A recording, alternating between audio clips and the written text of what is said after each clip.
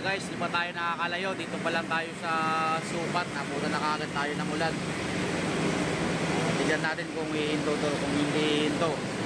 Pipilitan tayong tapote na lang para tuloy-tuloy yung biyahe.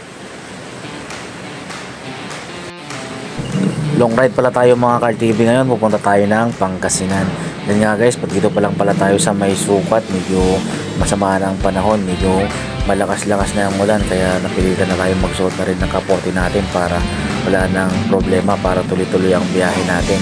Siyempre kailangan natin isuot na yung mga kapote natin, yung pangbaba sa yung pangtaas, para kahit pa paano safe tayo, saka hindi tayo magkasakit.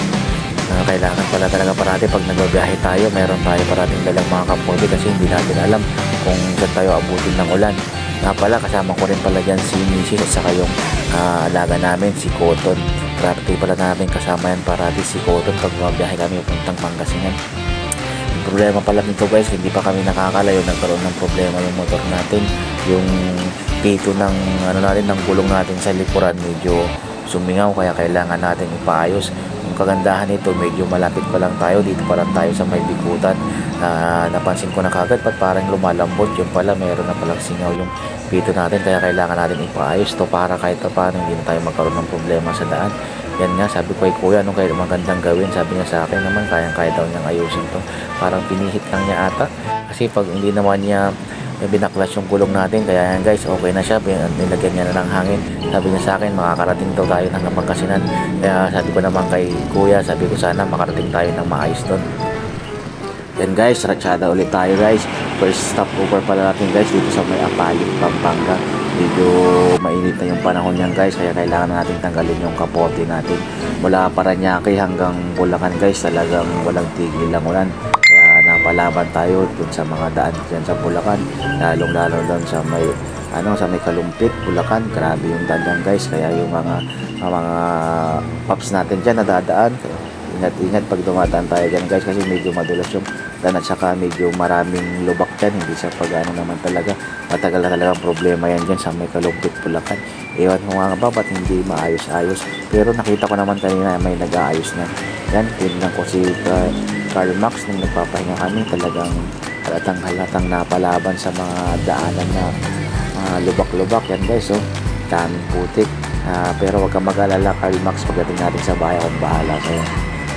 And guys, pagkatapos natin tanggalin yung kapote natin, ready to go na naman tayo guys. Sana safe pa rin yung pag-drive natin at saka wala na tayong aberyang mangyari dito guys. Mula dito sa Angeles, Pampanga papuntang Pangasinan, sigurado medyo maganda-ganda na yung biyahe natin dito guys, kasi wala nang ulan. Tapos ang kagandahan nito, yung mga madadaanan natin dito guys, hindi na siya katulad ng nadaanan natin na medyo lubak-lubak dito, kasi mula sa Angeles, Pampanga hanggang Tarlac hanggang Pangasinan, magaganda na yung mga daanan nila rito. Kaya sabi ko kay misis niya na nadaanan namin yung sa Angeles, Pampanga guys, medyo maganda yung mga decoration nila rito, Christmas decoration nila. Kaya sabi ko kay misis, mag-video siya para kahit paano makita ng mga followers natin guys kung gaano kaganda yung sa Angeles, Pampanga. Tsaka sinabihan ko rin si misis na mag-video siya habang nagbabiyahe kami para kahit paano may remembrance siya. Dito pala kami yan guys sa may boundary na ng Pampanga at saka sa Tarlac. Dito tayo sa may tulay ng pupuntang Tarlac na yan guys, sa may Bamban Tarlac, yung dating hawak ni Madam Alice Gu, yung dating sikat na artista ba yun? Hindi ko alam kung ano. Ito pala yan guys, medyo may nasa lubong tayo rito na hindi ko alam kung kopal ba to o kamote, anong tawag yun doon guys. Tapos dito guys, nandito na rin tayo sa may boundary ng Tarlac at saka ng Pangasinan.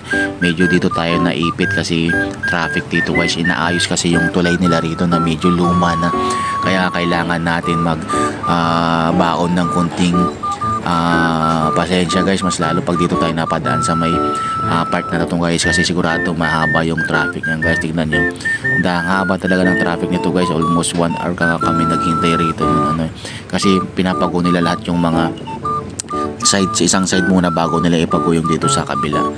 And guys, makikita nyo yung mga sakyan na yan guys, napakahaba ng traffic na yan. Kaya sa mga dadaan ngayon dyan guys, magbaon kayo ng konting pasensya at saka siguraduhin yung cool lang tayo parati guys pag nagdadrive. Tapos pag nakita nyo na tong mga palay na may nakabilad sa gilid ng kalsada, ibig sabihin yan mga Car TV, nandito na kayo sa Pangasinan.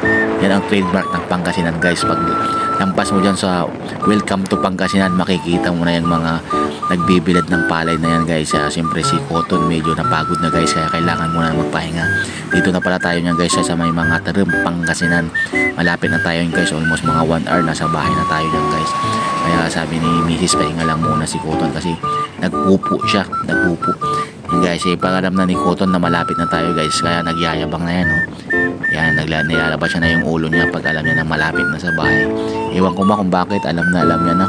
Kasi nakailang beses na rin siyang umuwi rito sa Pangasinan. Pag once na lumilikom na kami rito sa malapit sa bahay namin, ganyan parati ang reaction niya. Alam niya na kung malapit na sa bahay. Sa shoutout na pala sa mga followers natin dyan na parating nakasubaybay sa mga vlog ni Car TV. Thanks bro, at saka nakarating kami ng ligtas at safe, at saka walang nangyari sa amin. Bro, maraming salamat bro. Sana sa pagbalik ulit namin sa Maynila maging safe kami lagi.